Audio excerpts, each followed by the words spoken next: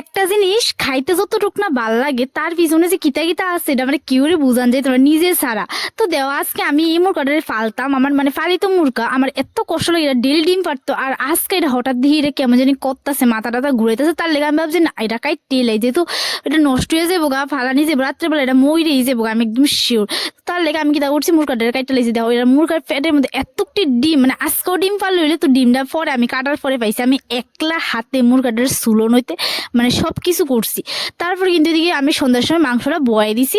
আর আমি একজনের যুক্তিতে শুনছিলাম যে মোরগের পা জানি খাওন যা, তো আমিও সেম পাটা রেডি করে সুন্দর করে লইছি।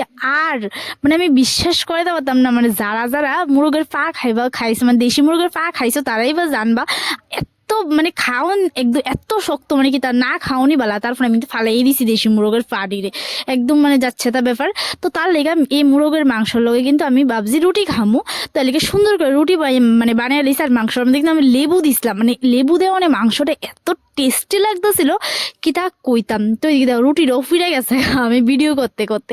আর মুরগের পা ঠ্যাংডারে আমি আসলে লাস্টে ফালাই দিছি দুটা পারে। আমার জামাই তো বলছে আমি খাইতামই না, এর কেডা খা। তারপর আমি কি তাওছি, আমি ভাবছি চেষ্টা করে দেখলাম যে খাওন যায় কিনা, কিন্তু খাওন তো একদমই জানা। তারপর আমি ফালাই দিচ্ছি। আর মাংসটা এত টেস্টি হয়েছে, মনে হতেছে শুধু খাই খাই।